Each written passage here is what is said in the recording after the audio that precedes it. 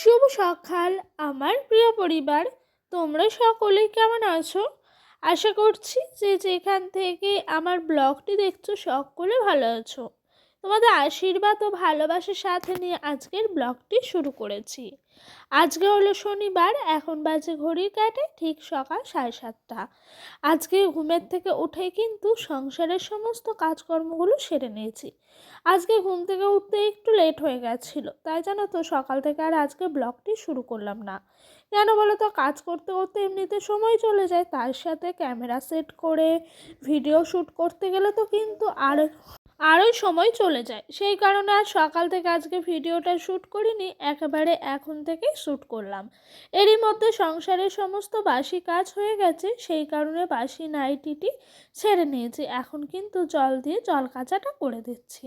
আর এখন 7:30 বাজে, ওদিক দিয়ে সমস্ত জামা কাপড়গুলো আমি এবং আমার শ্বশুরমশাই মিলে রোদে দিয়ে দিয়েছি। আর দেখো মাঠের দিকে কেমন কুয়াশা পড়েছে, একদিকে রোদ উঠেছে আর একদিকে কিন্তু একেবারে ঘন কুয়াশায় ঢেকে ফেলেছে। এই শীতে জানো তো প্রতিদিন সকালে উঠে থেকে সংসারের সমস্ত কাজগুলো একটা নিয়ম মেনে করি। জানো তো আমি সকালে উঠে থেকেই ভাবি কোন কাজটা কোন কাজের পরপর করব। তো প্রথমে ঘুম থেকে উঠে ঘরগুলো ভালো করে ঝাঁট দিয়ে দিই, তারপর দৌড় করে বারুলি দিই। এরপরই থাকে আমাদের উঠান ঝাঁট দেওয়া, তারপর বাসন মাজা, এই সমস্ত কাজ। তো ওইগুলো করতে করতে দেখি সময়টা বেশ তাড়াতাড়ি হয়ে যায়। জানো তো যখন স্টেপ বাই স্টেপ এবং মাথার মধ্যে রেখেই করা হয় যে এই কাজটার পর ওই কাজটা আমাকে করতেই হবে তাড়াতাড়ি করে, এটা শেষ করেই আমি ওটা হাত দেব, এটা ভাবলে হয় না যে আমি কি কাজ করব বা কোন কাজটা আগে করব কোন কাজটা পরে করব। আজকে সকালে দেরি হয়ে গেছে, তাও কিন্তু বুদ্ধি করে করাতে বেশ সময়ের মধ্যে হয়ে গেছে।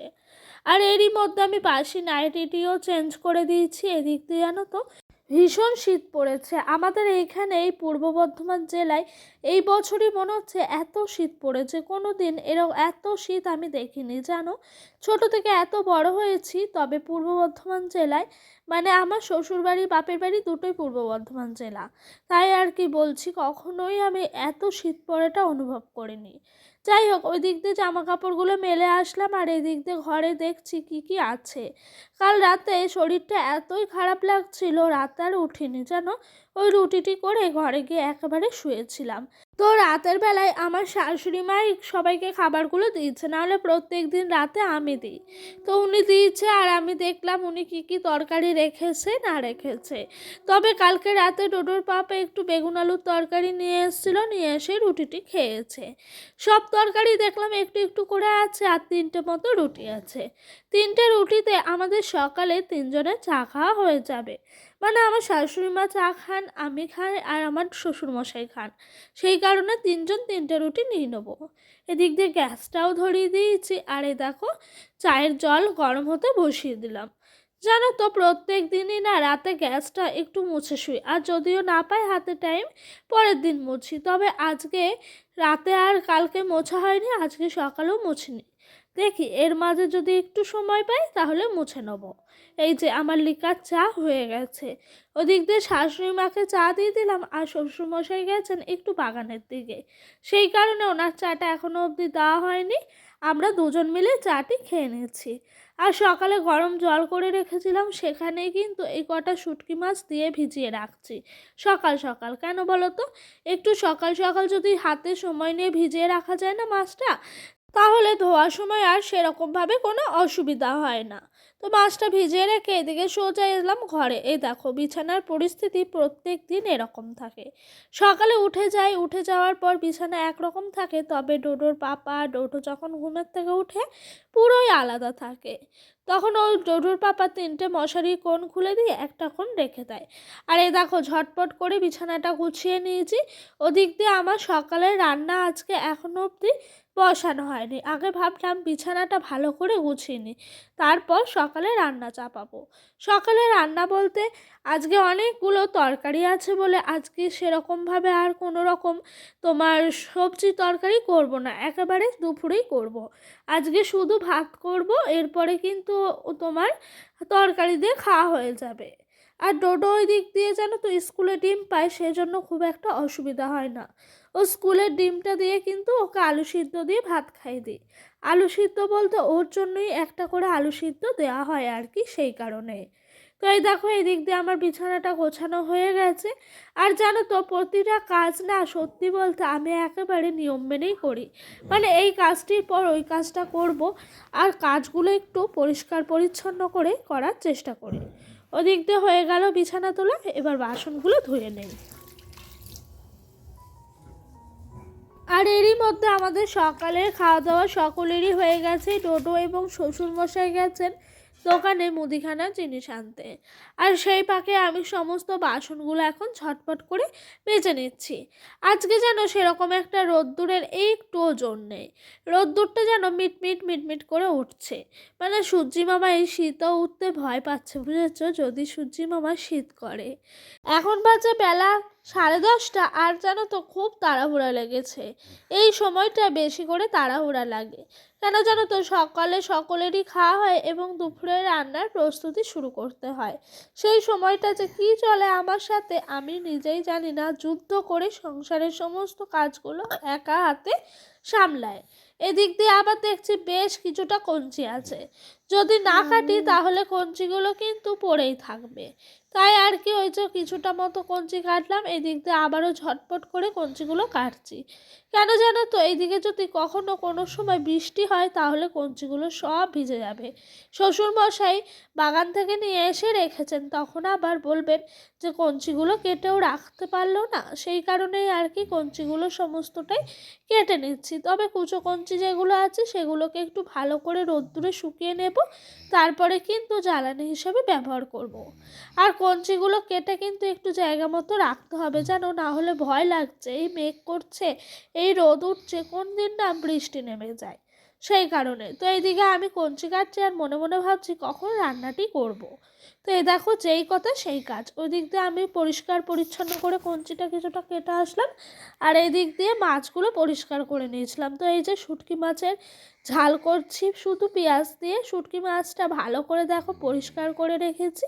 এবার কিন্তু মাছের মধ্যে পেঁয়াজ দিয়েছি, সেই পেঁয়াজটা ভালো করে ভেজে নিয়েছি, তার সাথে রসুনের কোয়াগুলোকে কেটে কেটে দিয়েছি।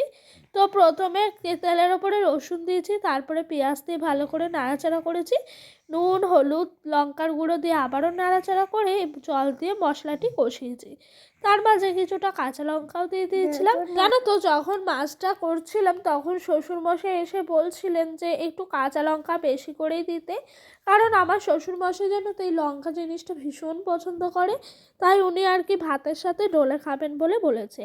দেখে কতটা লোভনীয় লাগছে তাই না, আমার তো ভীষণ পছন্দ জানো, মনে মাটন চিকেন যাই হোক দূরে যাক, এইটাই আগে খায়।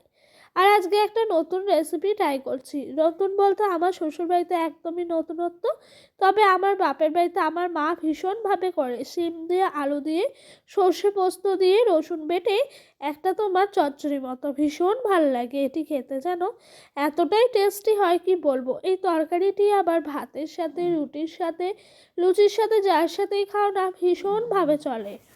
রান্নাটি করতে করতে তোমাদের একটা সুন্দর কমেন্টের উত্তর দিই। তো আমাকে এক দিদিভাই কমেন্ট করেছেন, আমি মাছ খেতেও ভালোবাসি না, মাঝে মাঝে একটু ডিম খাই, তবে মাংস একদমই খায় না, ডাল সবজি পনির এইসবই খায়, কিন্তু ছেলে আর হাজবেন্ডের জন্য মাছ মাংস রান্না করে দিতে হয়। হ্যাঁ গো, আমারও এক এক সময় মনে হয় জানো, এই মাছ মাংস তারপর ডিম এগুলো খাবো না, সব থেকে সবজি ডাল ভাত খাবো, আমারও ভীষণ পছন্দ হয়। তবে জানো তো আমাদের বাড়িতে আমার হাজবেন্ড বলে যে এখনই যদি খাওয়া ছেড়ে দাও তাহলে কখন খাবা, আরও কিছুদিন খাও, তারপরে না হয় ভালো না লাগলে ছেড়ে দেবে। সেই জন্য জানো তো চিকেন হলে পরেও আমি বেশি খাই না, ওই 2-1 পিস মতো নেই। তো সুন্দর একটি কমেন্ট পড়ে অনেক ভাল লাগলো। তো এই দেখো এদিক দিয়ে কথা বলতে বলতে আমার কিন্তু আলু আর সবজিটা একেবারে ভালো করে কষানো হয়ে গেছে, তবে পোস্তটা একটু বেশি করে দিয়েছি, এতে করে খেতে ভীষণ ভালো হয়েছে। দাঁড়াও একটু নুনটা দেখি, নুনটা না অনেকটাই কম ছিল জানো, তারপরে আবারও নুন দিয়ে কিন্তু আমি করেছি। আর আজকে ডালটা একটু টমেটো দিয়ে করব, টমেটো দিয়ে টকের ডাল খেতে ভীষণ ভাল লাগে, সেই কারণেই কিন্তু দেখো টমেটো দিয়ে দিয়ে ডাল করেছি। একদিন যেন টমেটো রেখেছিলাম ডাল বানাবো বলে, তবে তারপর আগের দিনই ইঁদুর না নিয়ে চলে গেছে। তার 2 দিন পর দেখছি টমেটোটা বাইরে পড়ে আছে। তখনই বুঝলাম যে ইঁদুর টমেটোটা নিয়ে গেছে।